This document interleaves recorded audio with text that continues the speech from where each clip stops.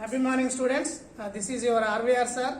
Today we are going to discuss one more an important and excellent topic, that is nothing but single slit diffraction, or in other words we can say that Fraunhofer diffraction due to single slit. Fraunhofer diffraction due to single slit.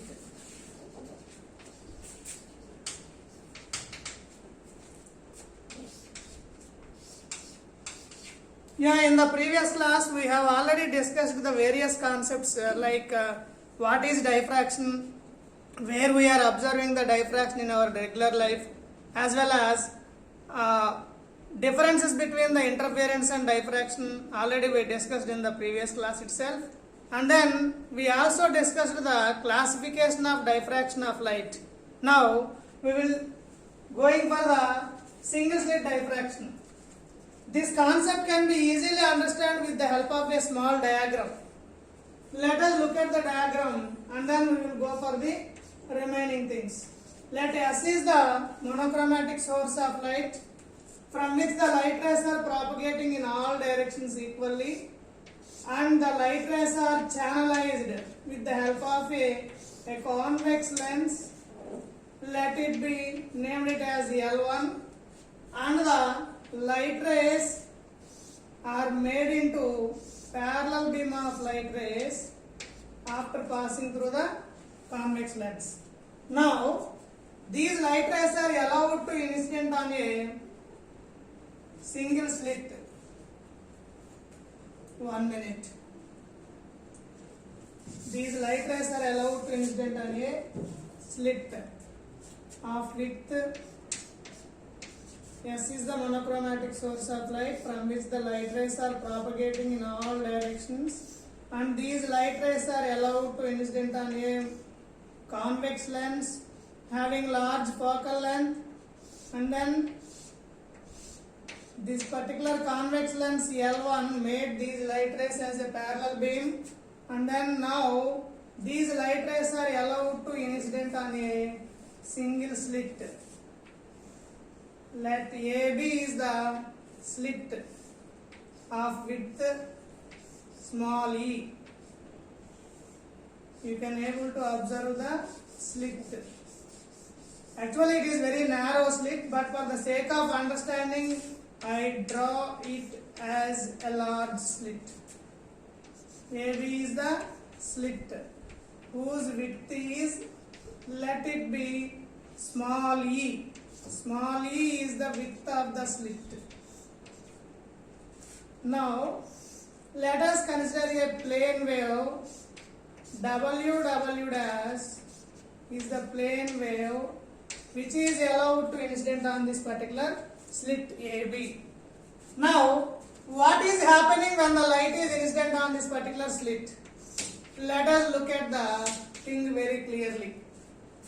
Now when the light is incident on this particular slit AB of width E, then each and every point in the plane of the slit will act as a source for secondary waves, generation of secondary waves according to Huygens theory. You might have studied this concept in the previous class itself.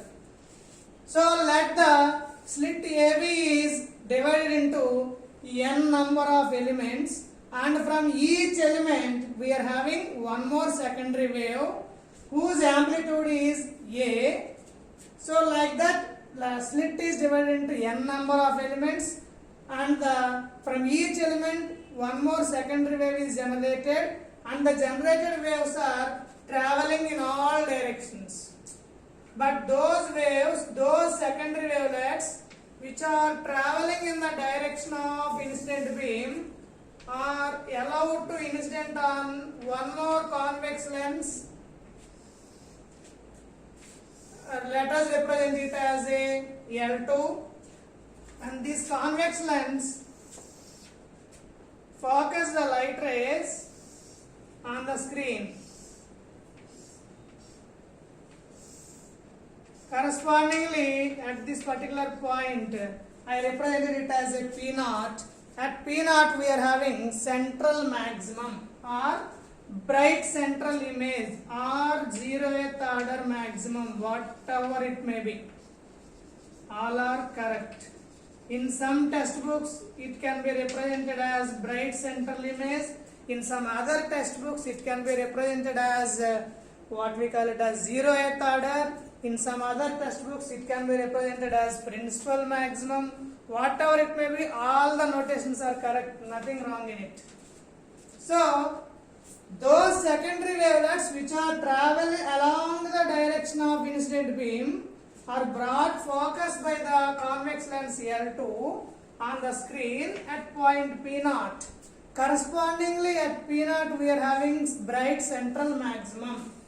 And then not only secondary wavelets which are traveling along the direction of incident ray, we are having all the secondary wavelets which are traveling in all directions. But those secondary wavelets which are making some angle theta with respect to incident beam, I represented that secondary wavelets which are making some angle theta with respect to incident beam. This particular theta is nothing but angle of diffraction, are brought focus by this particular lens L2 on the screen at point P1. So correspondingly we have one more central maximum, one more bright maximum or bright intensity, bright diffraction maximum or first order maximum at point P1. Similarly, we are having first order maximum on both sides of central image. But in order to get rid of the confusion, I represented only on the top of the central image. Right? This is how those secondary wavelets which are making some angle theta with respect to incident light ray are brought focus by this lens L2 on the screen at point P1. In the similar manner, those secondary wavelets which are making some angle theta 2 or 2 theta, whatever it may be, that are brought focus at point P2 on the screen. Correspondingly, point P2 represents the second order maximum.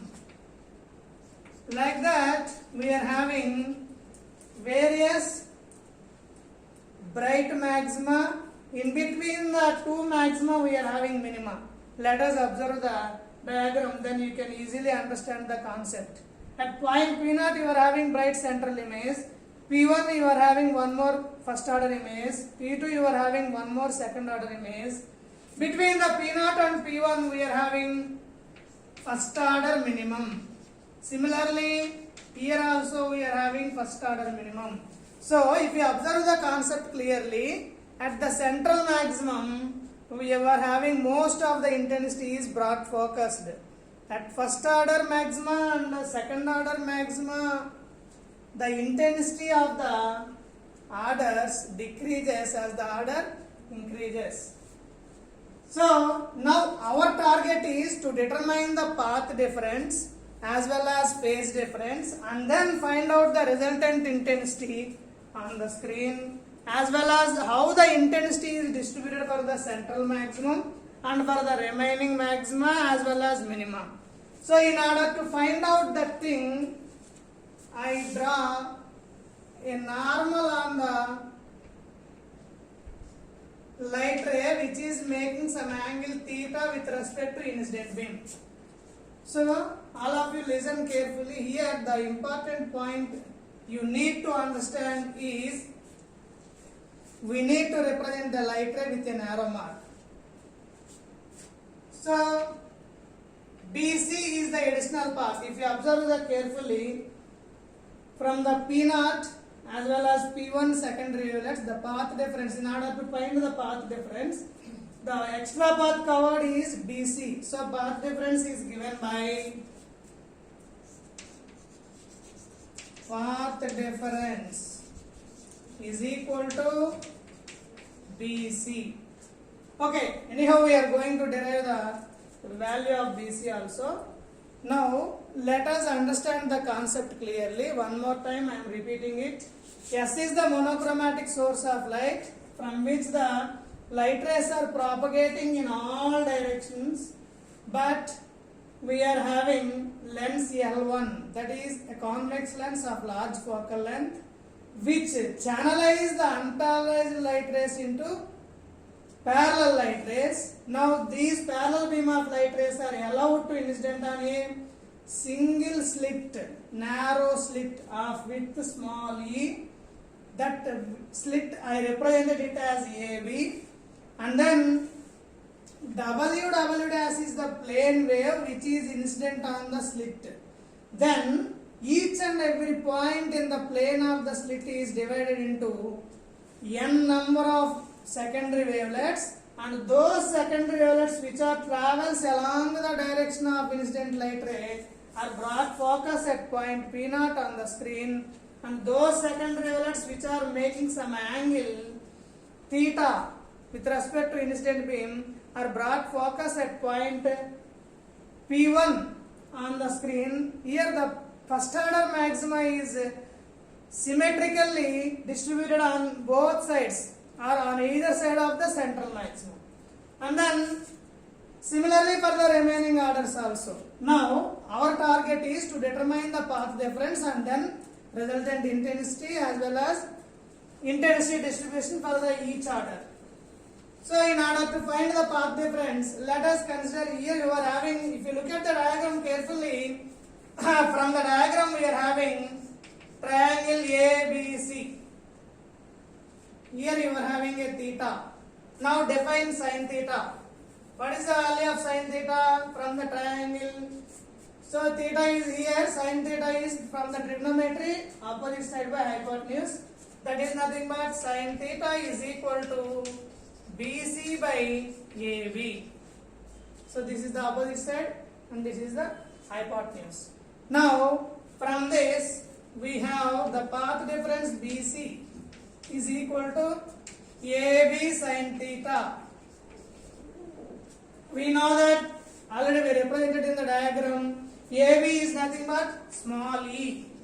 That is nothing but E sin theta. Now this is the path difference.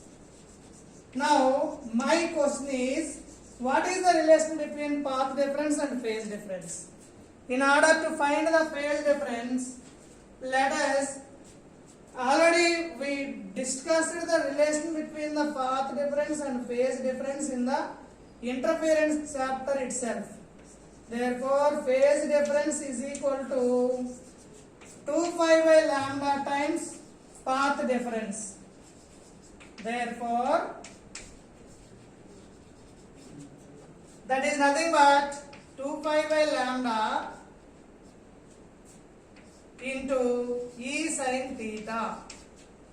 So let it be named it as equation number 1. Or simply no need to name here, we will name it after some simplified format. Right? Now my concept is phase difference between any two consecutive rays. This is the total phase difference. I would like to find the phase difference between any two consecutive waves. Any two consecutive waves. Yeah, what do you mean by consecutive? Consecutive is nothing but successive waves. Let us say first wave and second wave, or let us say third wave and fourth wave, or sixth and seventh, whatever it may be. Any two consecutive in the sense any two successive waves. That is equal to total phase difference divided by total number of elements or total number of waves, whatever it may be. Therefore, this can be represented as with the letter small d. Total phase difference already we derived it. That is nothing but 2 phi by lambda, 2 phi by lambda into E sin theta divided by, here already we considered that the n number of waves are generated. So the total number of waves are n. Therefore, D is equal to 2 phi by n lambda into E sin theta. Let it be named it as equation number 1. Now, we are having n number of elements, n number of waves. So we need to apply the polygon law of vector addition, because each wave generates each element generates a secondary wave, and each wave has its own amplitude. So amplitude is nothing but vector, hence we need to apply the polygon law of vector addition. According to polygon law of vector addition, the resultant amplitude R is equal to A sin n d by 2 by sin d by 2. How this particular expression is obtained? In order to understand this particular concept, let us consider one more diagram. OA, amplitude from the one element, and you are having one more amplitude A, and the difference between these two is small d, and we are having one more, and the difference between these two, difference in the sense phase difference, amplitude is A, and then we are having one more element, and the phase difference between these two is small d, and the amplitude is small a. Now this is the resultant amplitude R. So in order to find the resultant amplitude, we have to apply the what we call it as resolution of vector concept. How? So along OA we have R cos theta is equal to here A plus A cos d plus A cos 2d plus and so on A cos n minus 1 into d. In the similar manner, along the vertical direction, that is R sin theta, according to resolution of vector concept, that is A sin d plus A sin 2d and so on A sin n minus 1 into d. As A is common in all the terms, I can written it as, I will be right here, R cos theta is equal to A into 1 plus cos d plus cos 2d plus and so on plus cos n minus 1 into d. Let it be named it as equation number A. In the similar manner, R sin theta is equal to A, I took A as a common term, 1 plus sin d plus sin 2d plus and so on sin n minus 1 into d. Let it be named it as equation number 2. Now I multiplied equation A on both sides with 2 sin d by 2. Multiply equation A with 2 sin d by 2. Then what happens? 2 sin d by 2 R cos theta is equal to a into 2 sin d by 2 plus 2 cos d sin d by 2 plus and so on 2 cos n minus 1 into d sin d by 2. Then for further simplification, that implies a into 2 sin d by 2, and then all the terms are simplified. This can be sin c plus d by 2 sin c minus d by 2. Then this can be written it as 2 sin c plus d by 2 in the sense sin 3d by 2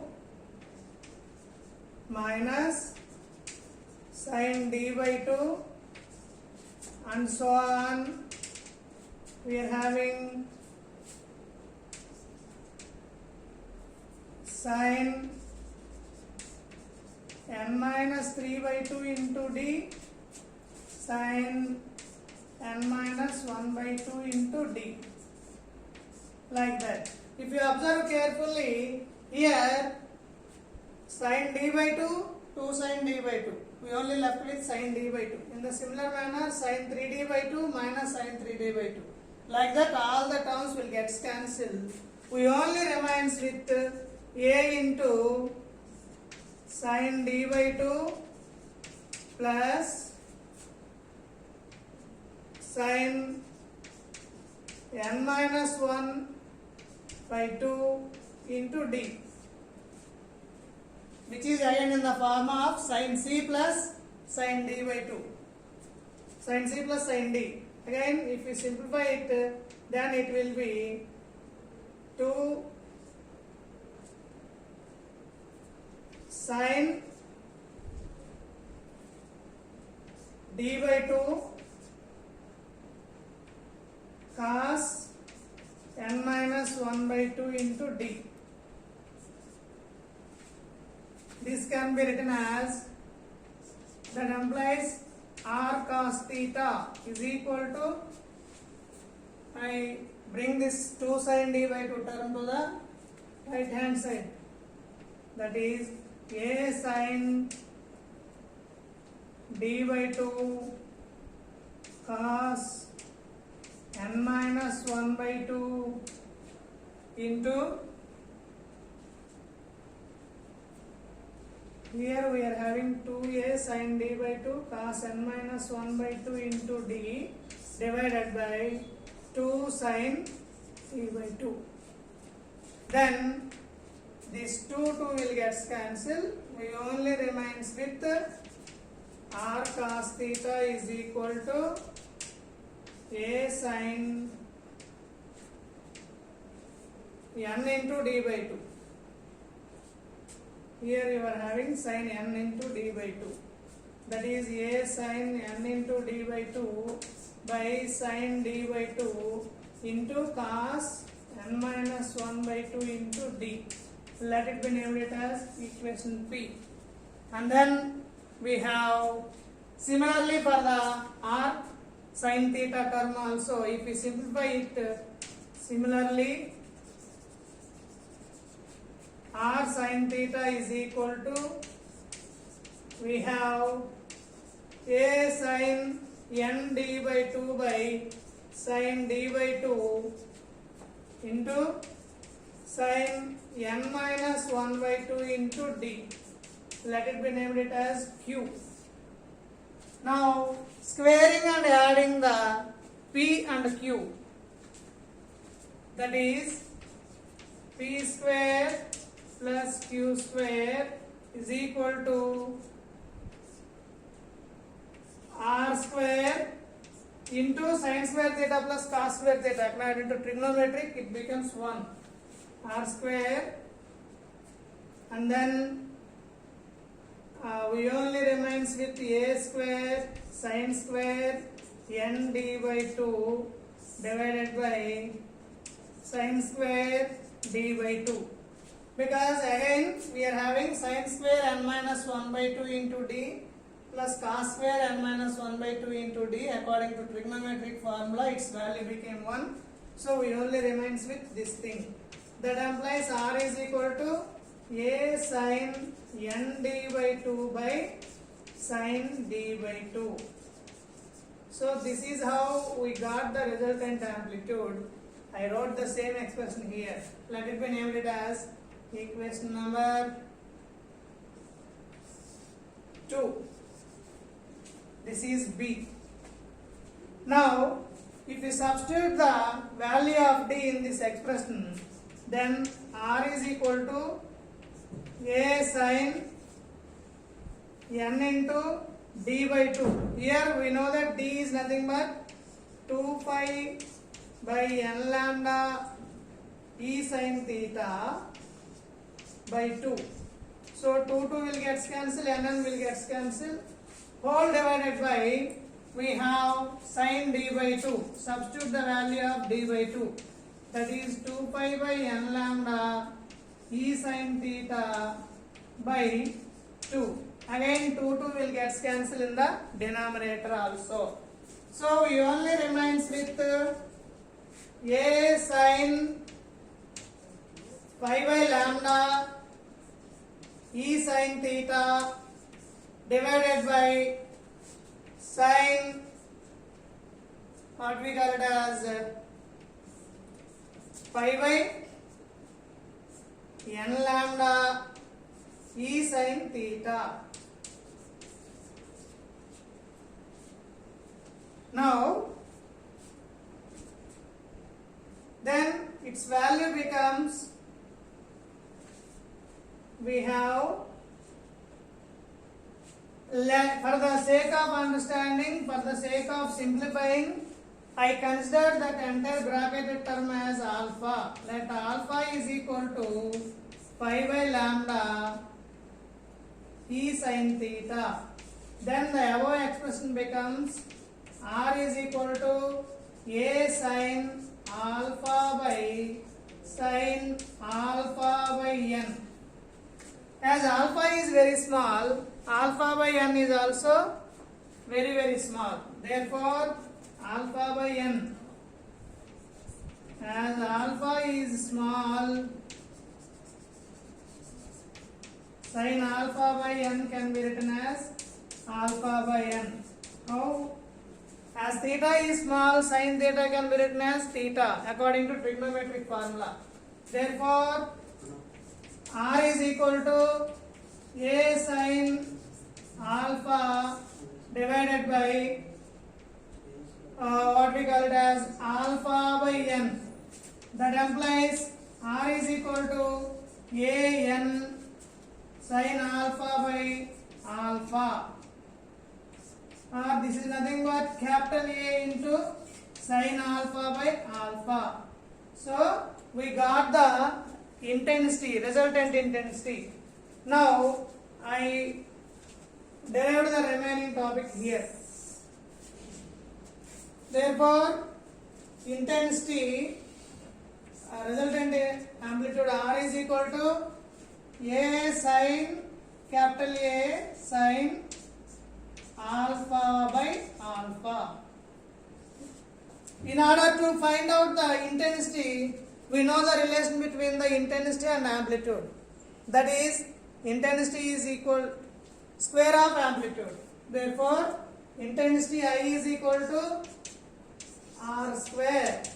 That is A square sin square alpha by alpha square. Or in other words, we know that A square can be written as I naught into sin square alpha by alpha square. This is the expression for the resultant intensity, and this is the expression for the resultant amplitude. Let it be named it as equation 4, named it as equation 5. Now we need to derive the what we call it as resultant intensity distribution. But for the derivation of the resultant intensity distribution, I will write here. Resultant intensity can be, how the resultant intensity is distributed we will discuss here.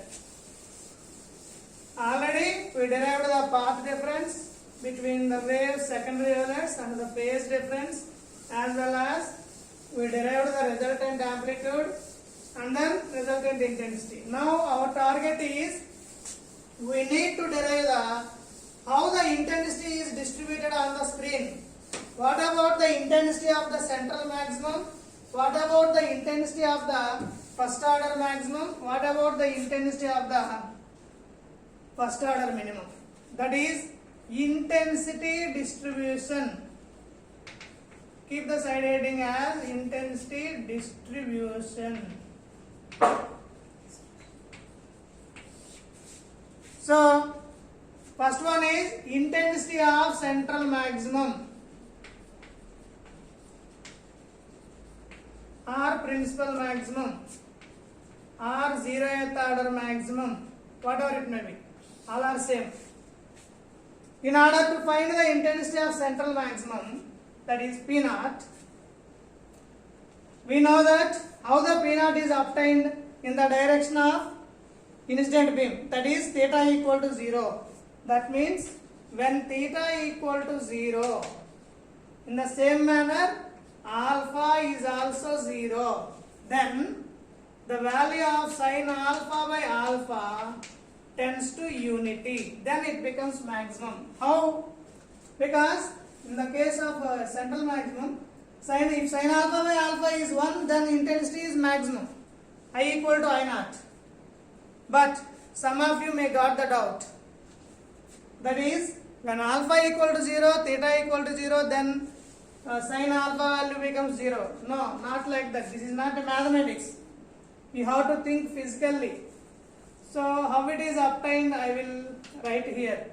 We know that R equal to A sin alpha by alpha.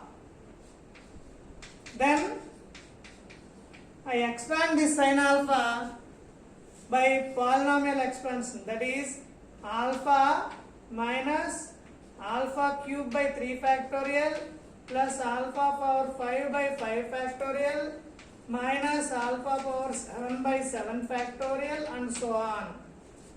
Now if we cancel this alpha with each and every term, then R is equal to what?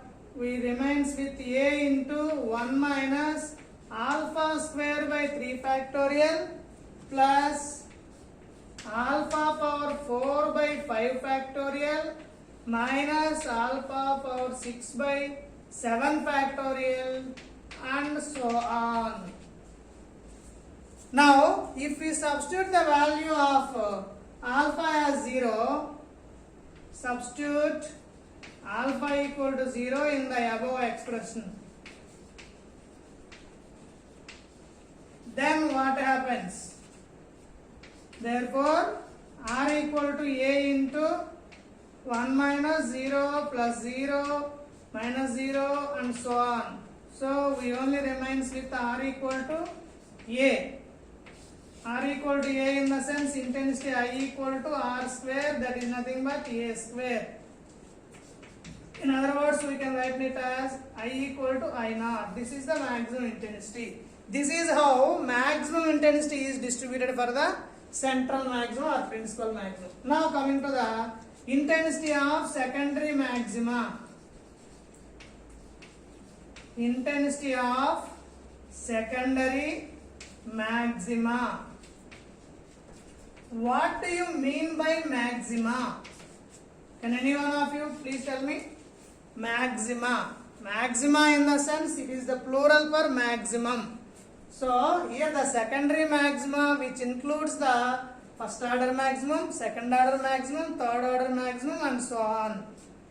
Therefore, apart from the central maximum, you can able to see the first order maxima, second order maxima and so on the screen. That is obtained when alpha is equal to plus or minus 2n plus 1 into pi by 2, where n takes the values of 1, 2, 3 and so on, not 0, because if n equal to 0, that leads to the central maximum, that is alpha equal to 0. Therefore, for example, if n is equal to 1, then first order maximum, its value becomes plus or minus 3 pi by 2. If n is equal to 2, we got the intensity of secondary maximum, that is equal to plus or minus 5 pi by 2 and so on. N is equal to 3, plus or minus 7 pi by 2. Like that, we obtained the intensity for secondary maxima. Now coming to the intensity of minima. Intensity of minima. In order to find the intensity of minima, there is no central minima, only second order minima. That is, in between the first order and 0th order we are having first order minima. Similarly, from the first order and second order we are having second order minima, like that. So the minima is obtained when alpha is equal to plus or minus n pi, where n takes the values from 1, 2, 3 and so on. For example, if n is equal to 1, then we obtain the first order minima. Its value is plus or minus pi. Similarly, if n is equal to 2, we obtain the second order minima. Its value is plus or minus 2 pi. In the same manner, n is equal to 3, third order minima, its value becomes plus or minus 3 pi. Now, how this actual intensity is distributed?